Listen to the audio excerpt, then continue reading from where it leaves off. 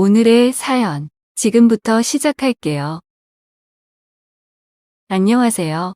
먼저 제 소개 간단하게 하겠습니다. 저는 평범한 30대 여성이에요. 평범한 여성인 저한테 찾아온 아주 평범하지 않았던 사연을 지금 여러분께 소개하려고 합니다.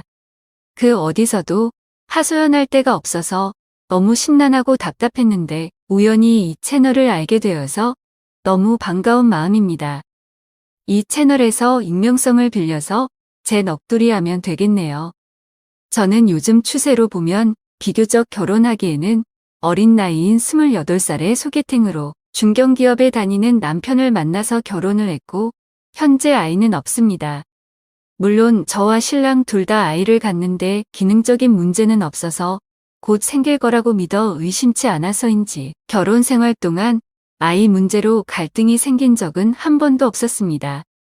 특별한 문제 없이 그렇게 남편과 알콩달콩 깨가 쏟아지는 즐거운 신혼생활을 즐기는 어느 날 시어머니한테 한 통의 전화를 받았는데 정말 청천벽력 같은 그런 얘기를 들었어요. 그 청천벽력 같은 전화 내용은 바로 도련님을 서울로 올려보낼 테니까 도련님과 같이 한 집에서 생활을 하라는 거였죠. 도련님은 대학을 졸업하고 지방에서 공무원 시험 준비를 하는데 아무래도 지방보다는 서울 노량진에서 공무원 학원을 다니면서 준비하는 게 더 합격 가능성이 클 거라고 서울에 있는 저희 신혼집에서 도련님이 당분간 지낼 수 있게 마음에 준비하라는 시어머니의 전화였습니다. 정말 마른 하늘에 날벼락 같은 얘기였어요. 물론 시어머니께서는 생활비를 넉넉하게 지원해 주신다고 했어요. 한 달에 100만 원씩 주신다고 말이죠. 하지만 저는 돈이 문제가 아니고 도련님과 사는 게 너무 불편할 것 같고 또 남편과의 신혼생활을 더 오래 즐기고 싶었는데 모든 게 다 엉망이 될 것 같은 불길한 예감에 사로잡혔습니다.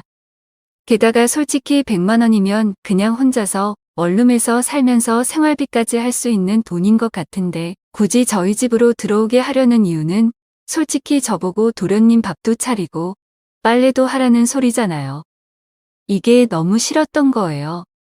하지만 제가 시어머님의 뜻을 거부할 수 없는 이유가 사실 서울의 신혼집을 시댁에서 해주신 거거든요. 한두 푼도 아니라는 걸 알기 때문에 저는 어쩔 수 없이 도련님을 받아들일 수밖에 없었습니다. 그 전화가 온 지 며칠 후 도련님은 정말로 짐을 싸서 저희 신혼집으로 들어왔죠. 그날 저는 너무 기분이 우울했어요. 하지만 그 우울함은 오래 가지 않았습니다. 왜냐하면 도련님의 성격이 조용한 걸 넘어서 있는 듯 없는 듯한 성격이거든요. 집에도 거의 없어요. 얼굴 보기가 힘들 정도로요. 새벽같이 학원에 가면 밤늦게까지 학원 자습실에서 자습하고 와서는 집에 오면 바로 씻고 바로 자거든요.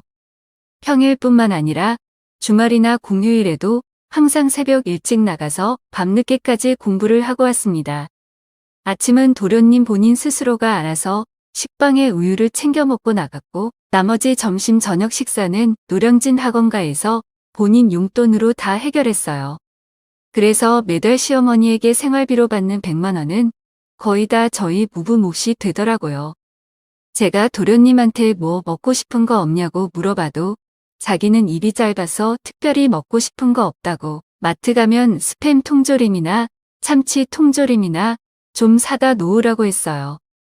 하여간 처음에는 도련님이 온다고 해서 너무 싫었는데 같이 지내다 보니까 불편함도 전혀 없고 경제적으로도 쏠쏠하게 이득을 보니까 너무 좋았습니다. 손이 별로 안 가는 남자는 이래서 정말 편하더군요. 입맛도 까다롭고 잠자리도 까다로운 그런 사람이면 뭐든지 불평만 늘어놓을 텐데 다행히 그런 남자가 아니라서 한편으로는 정말 다행이라는 생각이 들었던 거예요. 마음 같아서는 도련님이 계속 공무원 시험에 떨어져서 몇 년이고 쭉 함께 살았으면 하는 생각이었습니다. 공짜로 100만 원을 받는 기분이었거든요. 그런데 그 행복도 잠시 어느 날은 도련님이 자신의 형인 저희 남편에게 노량진 고시원에 가서 살겠다고 하더라고요. 그 이유가 뭐냐고 남편이 묻자 그냥 저희가 사는 신혼집에 자신이 폐를 끼치는 것 같다고, 자기가 여기 있는 거 자체가 큰 민폐인 것 같다고, 그냥 마음 편히 노량진에 있는 고시원에 등록해서 거기서 공부하면서 지내겠다고 하는 겁니다.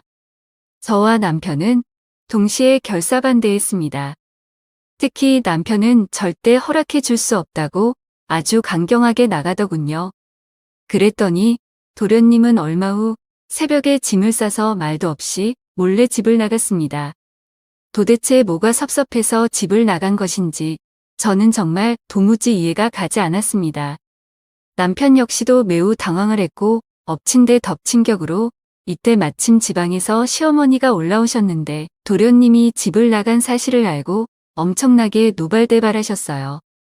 그리고 특히 저에게 화를 내시면서 혹시 네가 눈치를 줘서 나간 게 아니냐고 추궁하셨죠. 저와 남편은 절대 그런 거 아니라고 한 번도 눈치를 준 적 없다고 부인했습니다. 그 얘기를 들은 시어머니는 화가 조금 누그러지시며 노량진에 가서 도련님을 당장 잡아오라고 명령을 하시고는 그대로 내려가시더군요. 그날 이후 저는 정말 편두통이 생길 정도로 힘들었습니다. 도련님한테 전화를 해도 전화도 안 받고 너무 힘들었어요. 그러던 중 하루는 남편이 출근을 하고 저는 집에 혼자 있었는데 그날따라 너무 더워서 저는 낮에 찬물로 샤워를 하고 있었습니다. 막 시원하게 샤워를 하고 있는데 현관문 도어로 비밀번호가 눌러지는 소리가 나더라고요. 그리고 문이 열리는 소리가 들렸습니다. 순간 너무 무서웠어요. 낮에 남편이 집에 올 리는 절대 없고 혹시 도둑이나 강도인가? 정말 살떨리는 마음으로 저는 허겁지겁 대충 수건으로 몸을 말리고 나서 속옷도 입지 않은 채 샤워 가운만 대충 입고 밖으로 나와보니까 글쎄 도련님이 살금살금 자기 방으로 들어가는 겁니다. 저는 안도의 한숨을 내쉬고 도련님 방에 뒤따라 들어갔습니다. 도련님이 저를 보고 깜짝 놀라더니 이런 말을 하더군요. 며칠 전 새벽에 몰래 급하게 짐을 싸서 나가느라 짐을 좀 놔두고 간 게 있다고, 남은 짐 챙겨서 다시 나가려고 잠깐 들렸다고 말이죠. 저는 다시 나가려는 도련님을 꼭 붙잡고 얘기 좀 하자고 말했습니다. 도대체 뭐가 문제냐고? 내가 뭘 잘못한 게 있으면 있다고 솔직히 얘기를 해달라고 그랬더니 도련님은 저에게 형수님이 잘못하신 건 하나도 없다고 그냥 자기가 편하자고 집을 나가서 고시원에서 지내는 거라고 하더라고요. 그럼 집이 불편한 거냐고 물으면서 도련님이 내 집처럼 더 편하게 지낼 수 있게 제가 더 노력하겠다고 재차 얘기를 하자 도련님은 정말 답답하다는 표정으로 무언가를 말하려다가 말더라고요. 저는 도련님에게 할 말이 있으면 참지 말고 속 시원하게 마음속에 담아둔 이야기를 지금 다 말하라고 했습니다. 그랬더니 도련님은 저에게 시원한 맥주 한 캔만 달라고 하더라고요. 저는 바로 냉장고에 가서 맥주 한 캔을 꺼내서 도련님에게 건네주었고 맥주를 건네받은 도련님은 그 자리에서 순식간에 맥주 한 캔을 다 마셨습니다. 그리고는 마음속에 있던 말을 하기 시작했는데 도련님이 집을 나간 이유를 아주 리얼하게 다 말하더라고요. 그 이유를 듣고 저는 민망함에 정말 쥐구멍이라도 숨고 싶은 심정이었습니다. 그 이유가 뭐냐면 사실 저희 부부가 신혼이기도 하고 또 아이를 가지려고 거의 일주일에 5번 정도는 부부관계를 하는 편인데 부부관계할 때 나는 소리가 도련님 귀에도 다 들린 겁니다. 저희 부부가 조심한다고 했는데도 도련님은 자다가 일어나서 화장실에 갈 때나 주방에 물 마시러 갈 때 가끔 저와 남편이 부부관계 할 때 나는 소리를 들었고 그걸 듣게 되면 그날은 하루 종일 공부에 집중을 할 수 없는 상태가 된다고 하더라고요. 특히 제가 울부짖는 목소리를 내면 심장이 너무 떨린다면서요. 본인도 혈기왕성한 나이라서 그 소리를 들으면 정말 몸과 마음이 너무 힘들었다고 하네요. 그 얘기를 듣는데 어찌나 민망하고 또 도련님에게 미안했는지 모릅니다. 저는 도련님에게 정말 미안하다고 앞으로는 정말 조심하겠다고 사과를 하니까 도련님은 괜찮다면서 신혼부부 사는 신혼집에 자기가 눈치 없이 들어온 게 잘못인 거지. 신혼생활을 즐기는 형수님과 형님이 도대체 뭐가 미안하고 왜 조심을 해야 하냐고. 그냥 자신이 고시원에서 살겠다고 하면서 챙긴 짐을 들고 황급히 나가려고 하는 겁니다. 저는 일단 어떻게든 남편이 들어올 때까지 도련님을 잡고 있어야겠다는 생각에 도련님을 못 나가게 잡았습니다. 나가려는 도련님과 어떻게든 필사적으로 못 나가게 막던 저는 그렇게 한동안 실랑이를 벌이다가 그만 큰일이 생겼습니다. 저는 제가 샤워 가운을 입고 있다는 것도 인지 못하고 있다가 대충 걸친 샤워 가운 줄이 풀어지고 제 몸의 일부가 그대로 노출이 된 거죠. 그걸 본 도련님은 엄청 당황을 했고 저 역시도 당황을 해서 더 이상 도련님을 못 나가게 막을 수가 없는 상황이 되더라고요. 그렇게 한동안 정적이 흐르는데 느닷없이 도련님 코에서 코피가 흐르는 겁니다. 저는 마침 제 앞에 있던 휴지를 뽑아 도련님 코피를 닦아줬는데 코피가 어느덧 멈추자 도련님이 코피를 닦아주던 제 손을 잡더니 뭔가를 갈구하는 눈빛으로 저를 뜨겁게 바라보는 겁니다. 그때 묘한 분위기가 연출되었고 도련님은 그때 이런 말을 하더라고요. 형님이 정말 부럽다고. 형수님 같은 여자와 사는 형님이 너무 미치게 부럽다고 말이에요. 이 집에서 살면서 너무 힘들었다고. 아름다운 형수님과 밤마다 사랑을 나누는 형님이 부러워서 미칠 것 같았다고. 그렇게 말하고는 저를 wal아갔는 겁니다. 그때 거부했어야 했는데 저는 너무나도 귀여운 도련님을 거부할 수 없었습니다. 그렇다고 제가 도련님한테도 욕정을 품을 만큼 그걸 심하게 밝히는 음흉한 여자라서가 아니고 도련님에게 연민의 정을 느꼈기 때문에 대차게 거부할 수 없었던 것 같아요. 그 당시에 도련님이 너무 가엾다는 느낌이 들었거든요. 얼마나 힘들고 외롭겠어요. 더군다나 미래가 불투명한 상황에서요. 그렇게 도련님의 손길을 거부하지 못하다가 결국 저와 도련님은 절대 넘지 말아야 할 선을 결국 넘게 되었습니다. 그것도 대낮에요. 제가 정말 기분 좋게끔 잘해드렸죠. 그때 도련님과 저는 평생 무덤까지 가지고 갈 비밀이라고 서로 약속을 했고 도련님은 다시 저희 집에서 살기로 했었습니다. 그날 이후 남편 보기가 미안하긴 했지만 한순간 실수였고 다신 그런 실수가 없을 거니까 죄책감을 버리고 다시 일상으로 돌아가기 시작했습니다. 물론 그 이후 남편과 저는 부부 생활을 거의 안 하다시피 했어요. 남편도 동생이 왜 집을 몰래 나갔는지 이유를 알게 되었거든요. 정말 가끔 진짜 못 참겠으면 남편과 저녁에 숙박업소를 가서 풀고 오긴 했죠. 그러던 어느 날, 그날도 남편은 출근하고 없고 저 혼자 집에 있는데 낮에 도련님이 집에 들어오는 겁니다. 저는 도련님에게 낮에 무슨 일이냐고 지금 학원에 있어야 할 시간 아니냐고 물어봤어요. 그러자 도련님은 공무원 시험 수험서를 집에 놔두고 가서 다시 가지러 왔다고 했는데 그 말을 하는 순간 입에서 술 냄새가 나더라고요. 왜 저러나 싶었습니다. 열심히 공부해도 될까 말까한 시험인데 저렇게 대낮부터 술을 마시면서 어떻게 하려고 저러나 싶었어요. 도련님은 그때 저한테 묻더라고요. 요즘은 왜 부부 생활을 안 하는 거냐고요. 사랑을 나누는 소리가 전혀 안 들린다고요. 저는 그 말에 기분이 매우 나빴습니다. 그래서 저는 대꾸도 안 하고 방으로 들어가려고 하는데 도련님이 저를 잡더니 딱 한 번만 더 하자고 하더군요. 저는 그 손을 뿌리치면서 2번 다시 그런 소리 하면 가만히 안 둔다고 했습니다. 도련님은 그때 저한테 협박하듯이 지금 안 해주면 형한테 우리 관계 다 말할 거라고 하더라고요. 정말 기가 막혔습니다. 불쌍해서 한 번 응해줬더니 이제 그걸 빌미로 협박하다니 진짜 인간 이하로 보이더군요. 하지만 남편에게 다 일러 바치겠다는 말 때문에 저는 이번에 딱 한 번만 더 해주면 앞으로는 절대 우리 관계 폭로한다는 그딴 말 안 하는 거라고 약속을 받고 또 한 번 도련님에게 저를 내주었습니다. 정말 그때는 울고 싶을 만큼 많이 비참하더라고요. 내가 왜 그런 바보 같은 짓을 했는지. 그런데 문제는 점점 더 악화되었습니다. 도련님은 그 이후로도 저에게 관계를 요구했고 제가 거부하면 역시 그때와 마찬가지로 모든 사실을 말하겠다고 하더라고요. 심지어는 남편이 집에 있는데도 몰래 요구를 할 때도 있었고요.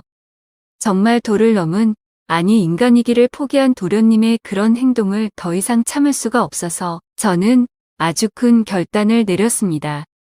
그 결단은 이혼 당할 걸 각오하고 남편에게 모든 사실을 털어놓기로 마음먹은 거예요. 더 이상 짐승 같은 도련님에게 끌려다닐 수 없었기 때문이죠. 그리고 결국 얼마 후 저는 남편에게 모든 사실을 털어놓았고 남편은 그 사실을 듣자마자 충격을 받았는지 쓰러지려고 하더라고요. 겨우 정신을 차린 남편이 저를 노려보더니 따귀를 한 대 세차게 때렸습니다. 저는 100번, 1000번 맞을 만했습니다. 그보다 더 심하게 저를 때렸더라도 할 말이 없었을 겁니다. 잠시 후 도련님이 집에 들어왔고 남편은 도련님을 보자마자 정말 복날의 개 잡듯이 두들겨 패더군요. 정말 놀랐습니다. 남편에게 저런 모습이 숨어 있는지. 하긴 아무리 순한 사람도 아내가 자기 친동생과 부적절한 관계에 있었다면 눈이 뒤집혔겠죠. 정말 저러다가 도련님이 맞아 죽는 게 아닌지 걱정까지 들더라고요. 하여간 반쯤 죽을 만큼 두들겨 패고 나서 도련님을 쫓아냈습니다. 얼마 후 저도 친정으로 쫓겨났는데 남편은 저에게 생각할 시간을 달라고 했고 저는 그런 남편의 결정을 기다리는 중입니다. 남편이 저를 용서해 준다면 평생 남편을 섬기면서 살 것이고 만약에 남편이 저를 결국 용서를 안 해주고 이혼을 하자고 해도 저는 그 뜻을 받아들일 겁니다. 왜냐고요? 저는 정말 해서는 안 될 짓을 벌였고 남편에게 씻을 수 없는 상처를 준 아내잖아요. 정말 하루하루 많은 반성과 성찰을 하고 있습니다. 제가 너무 큰 죄를 지어서 정말 남편에게 미안하네요. 그리고 도련님 그놈은 공무원 시험 포기하고 지방에 내려가서 농사를 짓는다고 하네요. 잘 된 것 같습니다. 그렇게 부도덕한 인간이 공무원이 된다면 나라가 어떻게 되겠습니까? 하여간 제 얘기는 여기까지였습니다. 여러분들은 저를 교훈 삼아서 절대 저같이 어리석은 실수는 절대 하지 말아주세요. 그럼 저는 이만 물러나겠습니다. 감사합니다. 오늘 준비한 사연은 여기까지입니다. 이야기 재밌게 들으셨다면 좋아요 한 번씩 부탁드리고요. 오늘도 좋은 하루 되세요.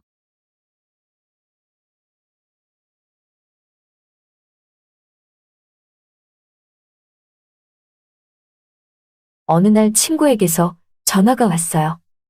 자기가 지금 너무 급해서 그런데 부탁 좀 들어줄 수 있냐고 해서 그 부탁이 뭐냐고 하니까 자기가 급한 일로 내일 당장 제주도에 좀 다녀와야 하는데 그동안에 자기 남편 좀 봐달라는 전화였죠. 정말 친한 친구고 서슴없이 알고 지낸 사이라지만 뜬금없이 자기 남편을 나보고 봐달라니 이건 좀 아닌 것 같았답니다. 그래서 다른 사람 없냐며 간병인 구하라고 말을 했는데 친구는 아니라면서 꼭 제가 자기 남편을 봐줘야 한다고 하더라고요. 그래서 그 이유가 뭔데 그러냐며 친구의 이야기를 들어보니 그럴 수 있겠다 싶었답니다. 이유인즉슨 사실 친구 남편은 1년 전에 큰 교통사고를 당했어요.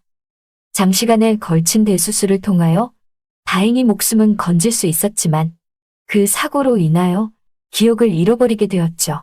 그래서 아내가 누군지도 자기가 누군지도 자기가 왜 이렇게 됐는지 조차 모르고 사는 어쩌면 바보 같은 사람이 되어버렸답니다.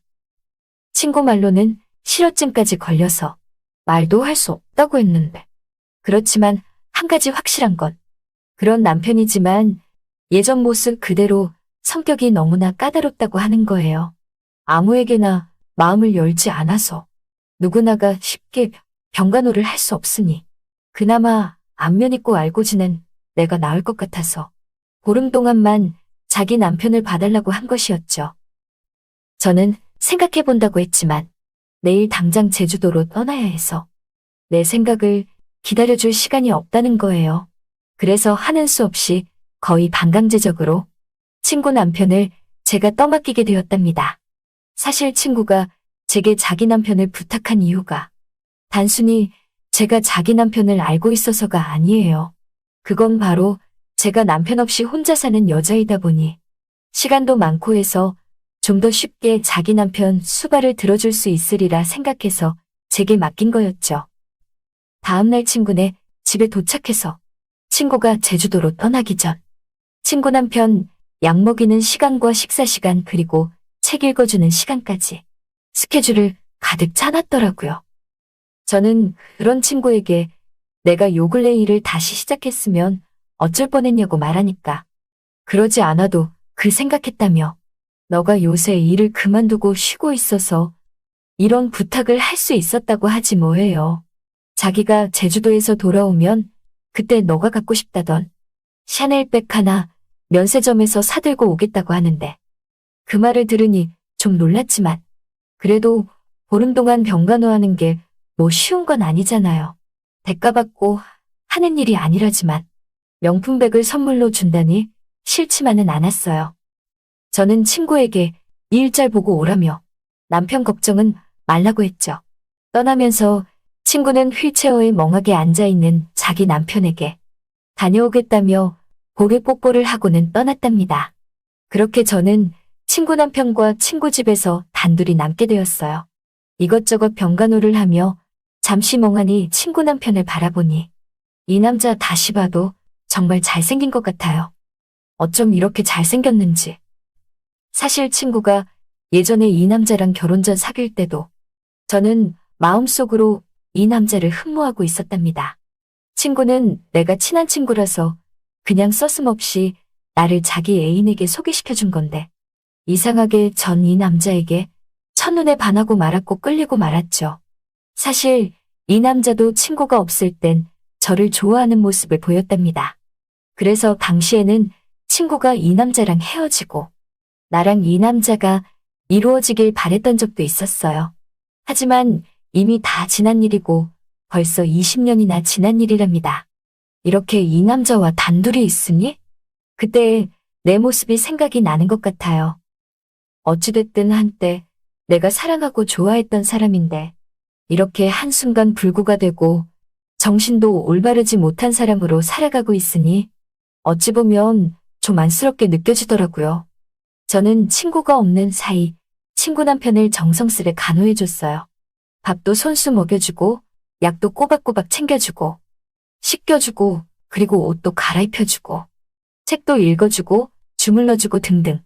정말 어느 것 하나 빠짐없이 친구가 말한 대로 해주고 있었죠. 그러던 어느 날이었어요. 친구네 집에서 머물며 친구 남편을 수발든 지도 어느덧 3일째가 접어드는 밤이었는데 저는 친구가 지내라고 했던 작은 방에서 하루의 일과를 끝내고 잠을 청하려고 했답니다. 그렇게 자리에 누워 눈을 감고 있는데 이상하게 거실에서 TV 소리가 들리더라고요. 분명히 친구 남편도 안방 침대에서 잠들고 있는 걸 확인했고 저 또한 거실에 있는 TV도 끄고 들어왔는데 이상하다 싶었죠? 하지만 내가 TV를 안 끄고 왔나 생각하고 거실로 나가 TV를 끄고서 다시 방으로 돌아와 자려고 누웠는데 10분 뒤 다시 또 TV 소리가 들렸답니다. 저는 이상한 마음에 TV를 켜지도록 예약해놨나 생각해서 아예 그냥 전원을 빼버리려고 거실로 다시 나갔어요. 혹시나 하는 마음에 안방문을 열어 친구 남편을 보니 역시나 곤히 잠들어 있더라고요.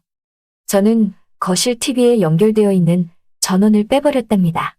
그리고 다시 방으로 돌아와 눈을 붙였는데 10분 뒤 다시 또 들리는 TV 소리. 그때부터 이상하게 소름이 돋기 시작했어요. 분명히 TV를 껐는데 거실에서 여지없이 TV 소리가 들리고 있었거든요. 저는 아까와는 다르게 손에 땀을 쥐며 긴장된 마음으로 살며시 문을 열고 거실로 나갔는데 순간 비명을 지르고 말았답니다. 분명히 아까 전까지만 해도 자고 있었던 친구 남편이 휠체어에 앉은 채로 어두운 거실에서 TV를 보고 있더라고요. 저는 너무나 놀라서 친구 남편에게 경준 씨라고 불러봐도 친구 남편은 든채만 채 쳐다보지도 않고 오로지 시선을 TV에 고정한 채 계속 TV를 보더라고요. 저는 그 모습에 당황하여 놀랐지만 이내 심호흡을 한 번 하고 친구 남편 곁으로 다가가서 리모컨을 집어들고 TV를 끄려고 하니까 갑자기 휠체어에 앉아있던 그 남자가 제 손을 꽉 잡지 않겠어요? 저는 너무나 놀라서 경준 씨, 이 손 놓으라고 말했는데도 그 사람은 제 손을 놓지 않더라고요. 아주 세게 제 손을 더 꽉 잡는데 어찌나 손이 아프던지 이 사람 정말 아픈 사람이 맞는지 의심이 될 정도였어요. 전 왜 그러냐며 이 손 놓으라고 몇 번을 말해도 제 손을 도통 놓아주지 않더라고요. 그러면서 하는 말이 참 좋은 타이밍이지. 안 그래? 라고 하길래 그게 무슨 소리냐고 하니까 마누라도 제주도 내려가고 집에 없고 우리 둘만 남은 이 집에서 우리 둘이 뭐 하겠냐며 이런 기회를 놓칠 거냐고 말을 하더라고요. 그 모습은 영락없이 평범하고 건강한 남자의 모습이었고 아픈 곳 하나 없는 멀쩡해 보이는 친구 남편의 모습이었죠.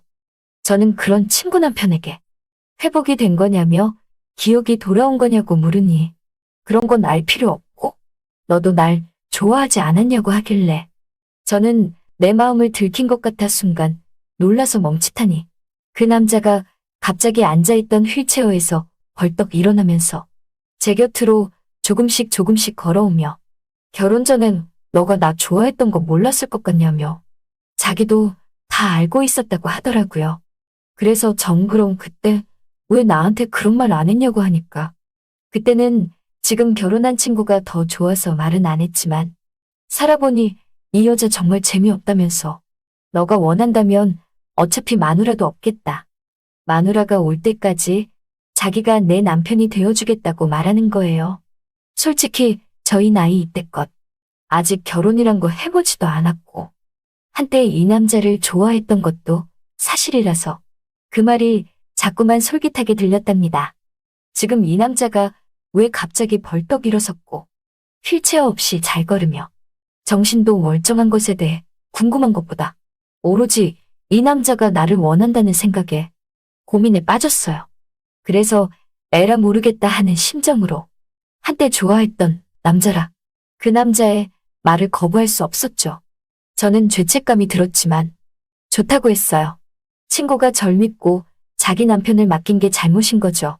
그날로 우리는 정말 따로 자는 게 아닌 같이 자게 되었고 결혼 전 나누지 못했던 사랑을 우리는 나누게 되었어요. 그 다음날 친구에게서 전화가 오더라고요. 자기 남편 잘 있냐고 말이죠. 그래서 전 걱정 말라며 내가 잘 간호하며 케어하고 있다고 하니까 안심을 하더라고요. 하지만 전화를 끊고서 곧장 전 친구 남편과 미래를 즐기듯 서로 사랑을 나누고 말았답니다. 그리고 어느덧 친구가 돌아오는 날이 되었고 친구 남편과 저는 아무렇지 않은 듯 친구를 맞이할 준비를 했어요. 그렇게 전 친구에게 안 들키기 위해서 친구 남편을 열심히 간호해주는 척 연기를 하니 친구는 돌아와서 그 모습을 보고는 감격해하며 정말 수고했다며 너가 갖고 싶다던 샤넬백 사왔다면서 저를 주는 거예요. 그렇게 전 샤넬백을 받고 집으로 돌아오면서 친구 몰래 친구 남편과 눈인사를 하며 친구 집에서 나왔죠. 친구 집에서 나오면서도 자꾸만 전 친구 남편이 생각이 났답니다. 일주일이 지난 어느 날 보고 싶은 마음에 더 이상 안 되겠다 생각해서 밑반찬 좀 해서 친구네 집으로 갔어요. 그리고는 밑반찬 좀 써왔다며 친구에게 전해주니 정말 고맙다며 그러지 않아도 마른 반찬 필요했는데 잘 됐다고 하지 뭐예요. 그러면서 친구가 앉으라며 소파에 앉아있는 내게 커피를 내오는데 이상하게 친구 남편이 안 보이지 뭐예요. 그래서 남편은 어디 갔냐고 물어보니 아무렇지도 않은 표정으로 제게 하는 말이 남편 죽었다고 하지 뭐예요. 저는 놀라서 그거 정말이냐고 하니까 정말이라면서 남편 죽은 지 벌써 일주일이 지났다는 거예요. 제가 가고 나서 다음날 바로 죽었다고 하더군요. 아니, 멀쩡하단 사람이 왜 갑자기 죽냐며.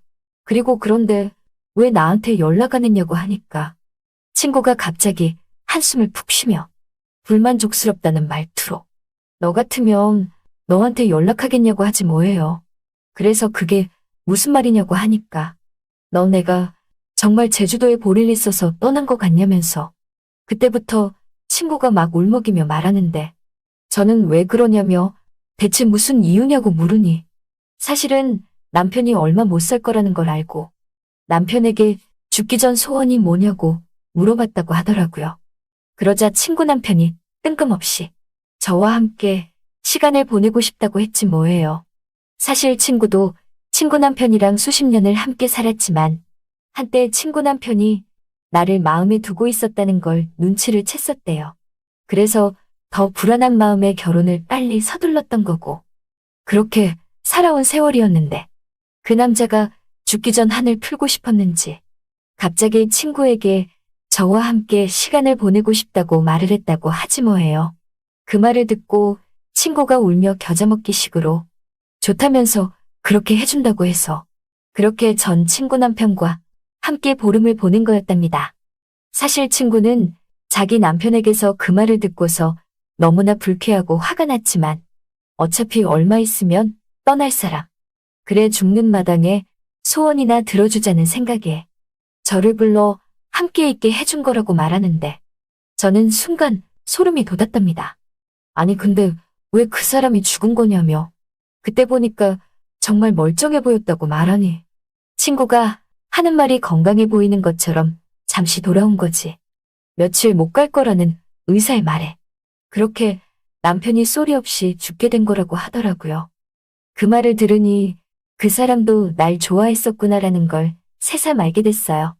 친구는 그러면서 막 울며 하는 말이 그런 너에게 자기 남편이 죽은 걸 어떻게 연락하냐며 그래도 20년을 함께 부부로 살아온 게 자기고 아내로 살아온 게 자기인데 떠나는 그날 자기가 남편을 보내주고 싶었다면서 마음속에 널 담아두고 너를 사랑했을지 모르지만 자긴 남편밖에 몰랐던 아내라고 하더라고요. 그런 이유로 하여금 내게 연락을 할 수 없었대요. 그 말을 들으니 조금은 수긍이 갔답니다. 친구는 자기 남편을 위해서 그렇게 많은 걸 양보했던 거였어요. 전 그것도 모르고 친구를 속여가며 그 남자와 짜릿한 미래를 즐겼다니 친구에게 너무나 미안했죠. 친구 남편이 죽고 친구는 1년도 안 돼서 재혼을 했고 저도 이제는 혼자가 아닌 남자를 만나야겠다 생각했어요. 그러다가 한 남자를 만나게 됐는데 그 남자의 행동 하나하나가 꼭 죽은 친구 남편과 너무나 닮았답니다. 그래서 전 이 남자와 바로 결혼했어요. 이루지 못한 사랑을 이렇게라도 해서 이루고 싶었으니까요. 죽은 친구 남편과 행동 하나부터 냄새까지 닮은 이 남자. 저는 이 남자가 너무나 좋답니다. 죽은 친구 남편과 함께 있는 느낌이 들거든요. 이루지 못한 사랑을 마치 이제서야 비로소 이룬 느낌이에요.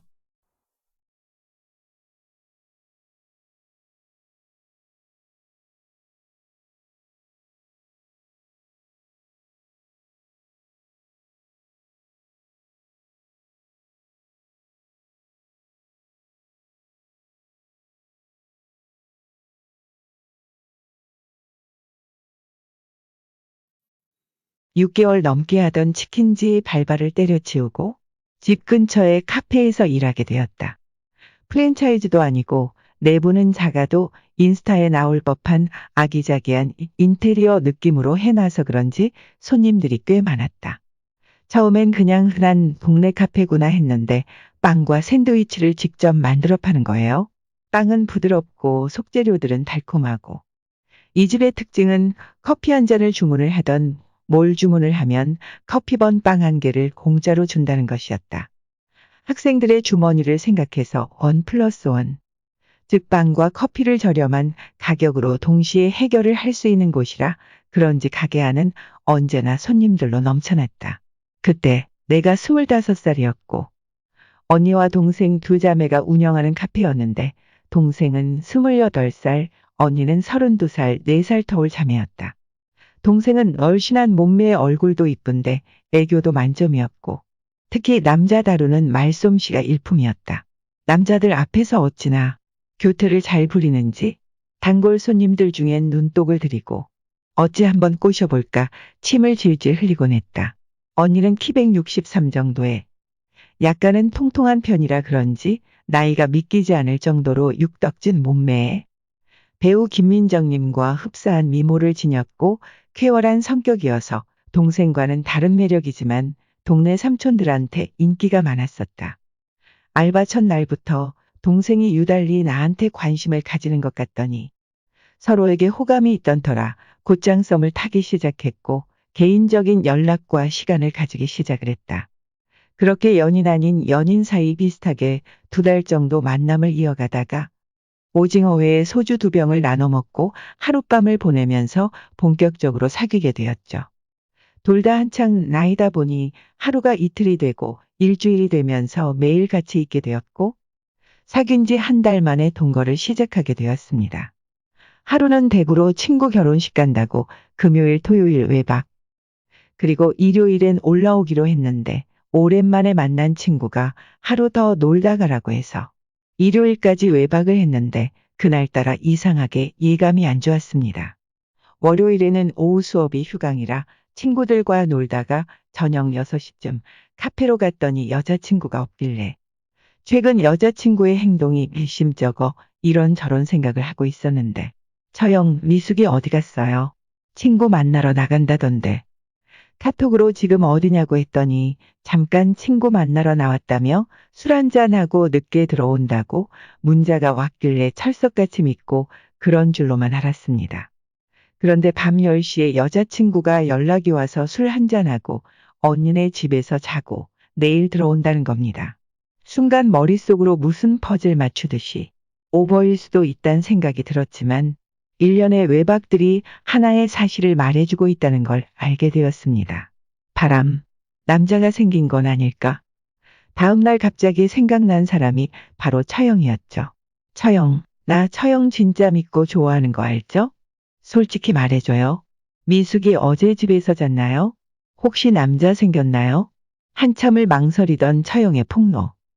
여자친구가 친구 결혼식에 갔다가 피로연에서 처음 보는 남자와 눈 맞아 외박한 사실을 알게 되었고 우린 헤어지게 되었습니다. 2년 넘게 동거하던 여자친구와 헤어진 지 한 달쯤 지났을 때 강의가 없는 날이라 오랜만에 늦잠을 자고 일어나 햇반과 밑반찬으로 대충 챙겨 먹고 정신없이 롤 승급전을 하고 있는데 누군가 찾아왔다. 띵동띵동. 누구세요? 나야 정태씨. 집에 있어. 처형이세요? 처형 잠깐만요. 옷 좀 제대로 챙겨 입고 문 열어드릴게요.